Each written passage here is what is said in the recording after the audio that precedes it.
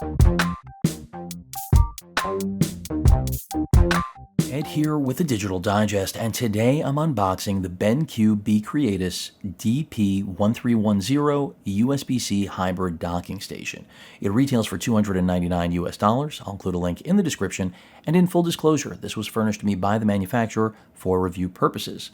So what is this dock all about? Well, it's unlike anything that I've covered here on the channel before, not a traditional Thunderbolt dock or just a regular Type-C dock. The goal is really straightforward. BenQ is trying to address a need they think exists, and quite frankly, they might be onto something. Essentially, this is a 13-in-1 Type-C docking station that gives you one-touch capability to switch between one machine and another. That could be two computers, it could be a computer and a gaming console. You get the picture. So ideal for people who keep work and play separate, but maybe you just have two different machines that, again, you want to link up, but you only have one HDMI 2.1 port. You get the drift. So this can support actually 3 simultaneous video streams at 4K 60, or do one 8K 60 or one 4K 120 with another 2 at still 4K 60 to my knowledge, but I'll be testing it. Of course, it's Windows and Mac compatible. I've been reading a lot of good things for those of you that are Apple users because of the display link tech, and Apple, well, being a bit of a pain in the butt when it comes to screen extending and docking for that matter, and many other things for that matter. 180 total watts of charging output total with this dock.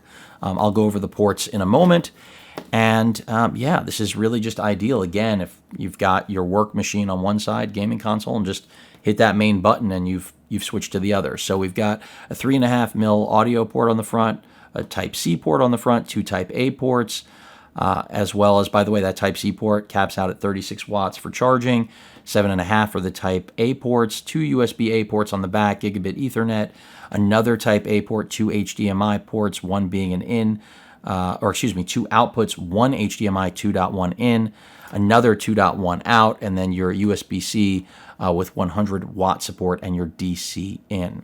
So with all of that out of the way, let's go ahead and open this up, take a look at it, and see what build quality is like. And then in my next video, the full review, I'll actually demonstrate functionality and overall capability.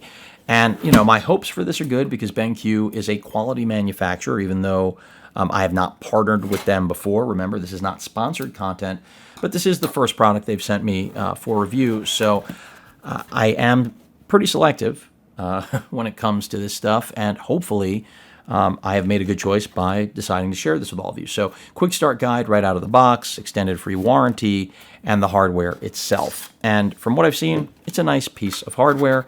Let's go ahead and open this up to get to our cabling. Packaging is nice. Looks like it's all recycled materials. No frills. You're not paying for the box. I dig that.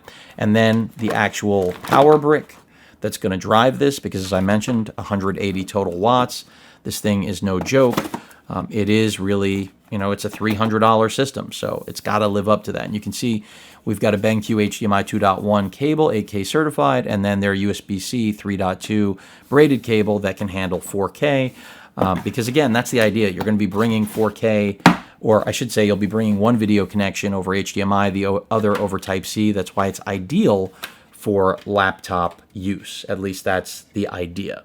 So our Gen 2 by 2 and our HDMI 2.1, and we have everything. Now let's take a look at the Creatus itself. That's not really the name, but I just called it the Creatus. That's just part of the line to my knowledge. But I have to say, it is a visually appealing piece of hardware. I think it's good looking, black finish, heatsink all around. Must do about the display link right in your face as soon as you get it out of the box, that you'll need to download and install that driver. Not unusual. I had to do that as well with the UPerfect dual stacked monitor that I reviewed a little while back. And then as we just take a tour around this, it's just, solid. And again, it looks good. There's that main button, the green button that you hold down for 3 seconds to do that quick switch on video inputs.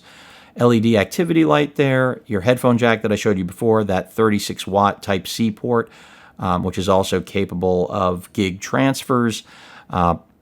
Two Type A ports, again, also capable of charging devices at 7.5 watts, good for phones, things like that.